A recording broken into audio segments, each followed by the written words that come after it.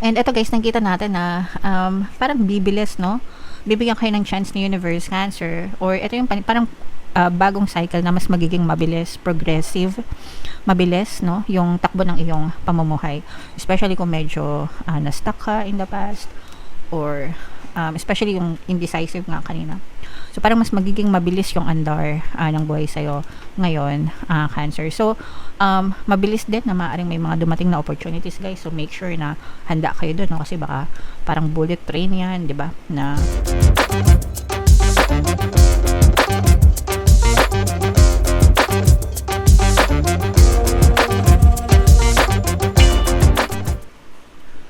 hello guys, hello Cancer, welcome back to Pinoy Pixie Tarot. Ang pamagat ng episode natin for tonight is monthly taroscope para ngayong October para sa Cancer, Sun, Moon, Rising Sign, and Venus. Sa dulo ng video guys, magkakaroon tayo ng yes or no pick a card reading. Ito yung deck na gagamitin natin. Pwede kayong magtanong ng isang tanong, answerable by yes or no. Tapos titingnan natin yung sagot ng tarot sa inyo. Sa dulo ng video yan guys. Kaya make sure na panoorin yung video hanggang sa dulo mga kapiksi. So unahin natin tong deck na to.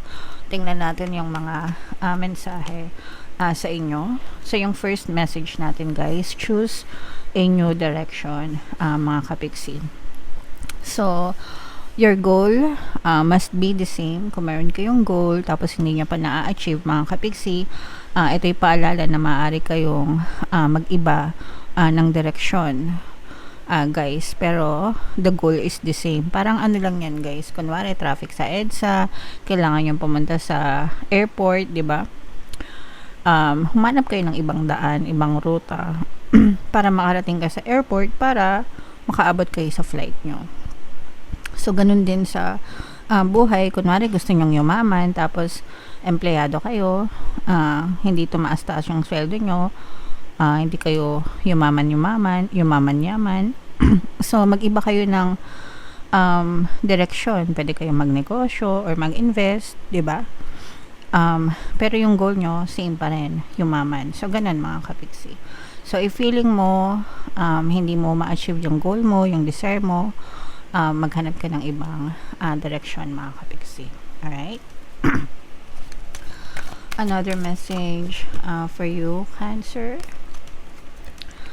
If you believe, guys, kapag ka naniniwala kayo sa mga dreams nyo, sa mga desires nyo, definitely mapupush out siya sa inyong physical reality. Actually, kung kahit hindi kayo naniniwala at first, pero consistent kayo guys, ma-achieve at ma-achieve nyo yan.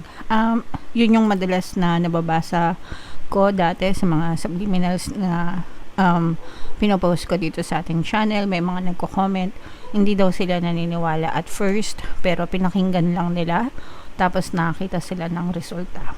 So, yun yung ibig ko sabihin na even if you don't believe, pero kumilos pa rin kayo, gumawa pa rin kayo, at the back of your mind, kahit papano, may paniniwala pa rin doon. So, you will definitely see results. But, kapag sinumahan nyo lalo ng paniniwala, ng pagiging positibo, mas lalong mabilis, no? Na ma-experience nyo yung inyong mga manifestation. Okay? So, maniwala kayo, guys. And, another message for you, Cancer. There's something better. Wow, okay. So, kaya kayo pinapapili ng ibang direksyon mga kapiksi kasi there might be something better na nag-aantay para sa inyo. Malay nyo kapag umiba kayo ng direksyon, mag-iba din yung goal nyo mga kapiksi dahil makakita kayo ng something better, mga better opportunities, mga better na something na deserve nyo talaga guys. So, wag kayong panghinaan ng loob guys, no? Kapag hindi nyo nakukuha or nakakamtan sa buhay nyo yung mga specific na desires nyo. Sometimes kapag nagre-route tayo, no, talagang makikita natin yung something na para sa inyo talaga guys. Okay? Alright? So, i-mind nyo na yung mga something better na yan guys. So, shuffle natin to. Hanapin natin yung energy ng Cancer habang sinashuffle ko to guys. panoorin nyo muna yung video natin regarding sa ating paano mag-manifest ng abundance video course. Kapiksi, sawa ka na ba sa mga struggles at hirap sa buhay mo? Masipag ka ba at masikap sa buhay ngunit hindi ka pa rin umaasenso? Ilang beses ka na bang nag-attempt magnegosyo at mag-invest pero palagi ka pa rin nalulugi? Sa pagkakataon na ito ay maaaring may subconscious beliefs ka na nagiging balakid sa iyong pag-unlad at pagyaman. Introducing, paano mag-manifest ng abundance video course. Dito ay matututunan mong ma-overcome ang mga balakid mo para tuluyan ka ng umunlad, umasenso, sumagana, maging matagumpay, successful at maswerte sa iyong kabuhayan, pera, trabaho, negosyo sa lapi at kaperahan ng bonggang-bongga. Dali, mag-send na ng email sa pinoypixietaro@gmail.com at simulan na ang iyong pagyaman ngayon. Alright, so lahat ng gusto mag-avail ng course guys, naka-flash sa screen nyo. Meron tayong paano mag-manifest ng abundance video course, paano mawala ang third party at magkaroon ng harmonious na relationship, paano pabalikin si ex-revised breakup. Sa mga interesado guys, mag-send lang kayo ng email sa pinoypixietaro@gmail.com. So, Cancer guys, kayo ay represent ng Queen of Cups sa ating spread. Latag natin ang spread nyo mga kapiksi. And sa mga naghahanap ng mga pampaswerte na lucky charms or lucky bracelet, check nyo lang yung mga items sa description box guys. Ito yung sample, ito yung aventurine, ito naman yung citrine. Check out nyo na guys. So ito, this is both negative and positive mga kapiksi. Meron ditong presence ng another fire sign guys, Aries, Leo, Sagittarius. So for some of you guys, maaring may fire element kayo sa inyong natal chart, or you may be dealing with another fire sign. Ito guys, ang nakikita natin na negative is for some of you, may mga taong naiinggit sa inyo mga kapiksi, and yung iba sa inyo parang nagiging biktima kayo ng pagmamarites ng ibang tao, no? So this especially sa trabaho nyo mga kapiksi. If you are an employee, nagtatrabaho kayo ganyan, pwedeng may mga naiinggit sa inyo kasi magaling kayo magtrabaho, but yun nga, parang nagiging topic kayo ng pagmamarites nila. So, syempre wala kayong magagawa doon, di ba? You cannot please everybody, and kung naiinggit sila, problema nila yun, hindi mo na yun problema, pero you have to protect yourself from those negative situation mga kapiksi. So, wag kayong, as long as wala kayong ginagawa masama sa ibang tao guys, malinis ang konsensya nyo, diba? Wala kayong dapat ipag-alala. Pero wag niyong papatulan itong mga to mga kapiksi, kasi maaari itong mag-backfire sa inyo guys. And if feeling nyo nabubuli kayo, pwede kayong magsumbong, diba? Sa HR, sa mga boss nyo, or kung sino man, daanin nyo sa legal na proper channeling mga kapiksi. Okay? And yeah, so yun nakikita natin sa negative. And sa positive naman, eto guys, nakikita natin na babangon kayo, no? Especially kung nagdanas kayo ng mga pagsubok or kahirapan. And pagbangon nyo guys, parang mas stronger, mas fiercer, mas matapang, bolder, courageous. Parang mas kayo, mas, no? Yun, mas mas matapang, mas malakas, mas palaban, ganyan. So, maganda ito kasi parang mas nagiging confident na rin kayo sa sarili nyo, and hindi na kayo basta-basta naaagrabyado mga kapiksi, and hindi na rin kayo basta-basta nagpapaapi sa buhay nyo guys. Hindi na rin kayo basta-basta nagpapadala sa mga problema, no, na inyong kinakasangkutan. So, maganda ito kasi nakakabangon kayo at nakaka-recover mga kapiksi. Maganda naman yung status ng yung iba sa inyo guys, meron kayong mga pagdedesisyonan, no? Especially pagdating sa kaperahan. Kasi yung status ng kaperahan nyo guys, maganda naman. Kumbaga, flowing pa rin, may pumapasok, may lumalabas. But yung iba sa inyo, parang meron pa kayong gustong marating mas malayo, no? Kumbaga, mas gusto nyo pa na mas magandang buhay, mas maunlad na buhay, and meron kayo mga pinag-iisipan at pinagpaplanuhan, pero parang hindi pa kayo desidido. So, timbangin nyo lang guys, syempre yung mga pros and cons, diba? Pag-aralan nyo mabuti, kung tingin nyo magbe-benefit.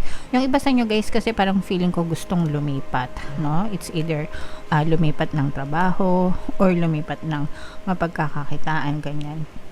So, pag-isipan nyo mabuti, mga kapiksi. Alright? So, ito guys, i-mind nyo na tong recovery, pagbangon, itong mas matapang, mas fiercer, no? Smooth, no? Very smooth na daloy ng kaperahan. Actually guys, ito merong mga nagpapastress sa inyo.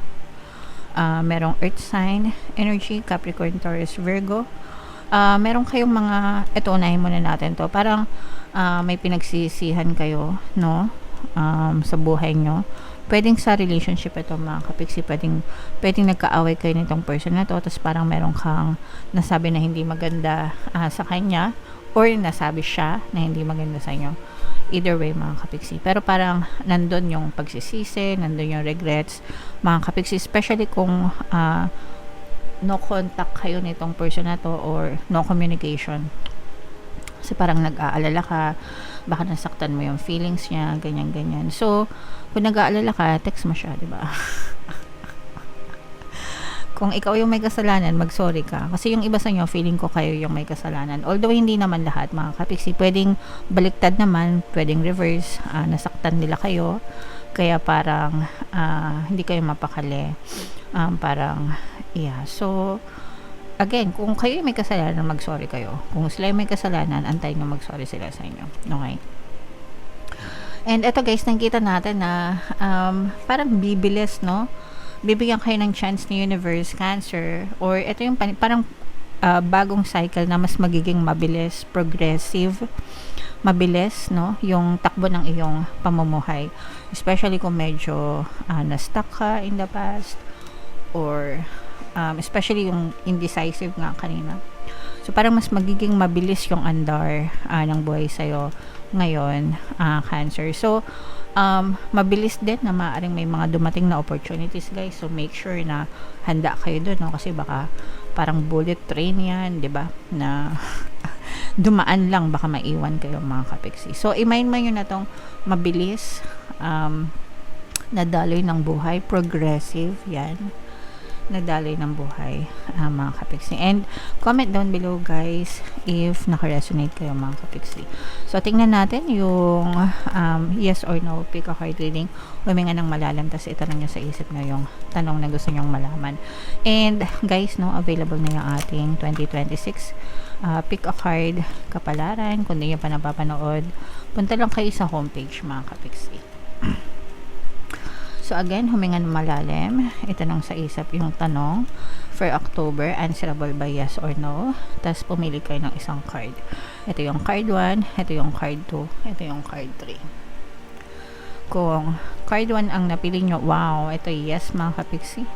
Kung card 2 naman, ito ay yes. And kung card 3, ito ay yes. So lahat yes mga kapiksi. Alright, so comment down below if naka-resonate kayo, and ito yung ating 2026 kapalaran guys. Panoorin nyo na. Ito naman yung ating success stories ng paano mag-manifest ng abundance video course. Thank you for liking, sharing, and subscribing. See you next time. I love you all. Have a nice day. Bye-bye.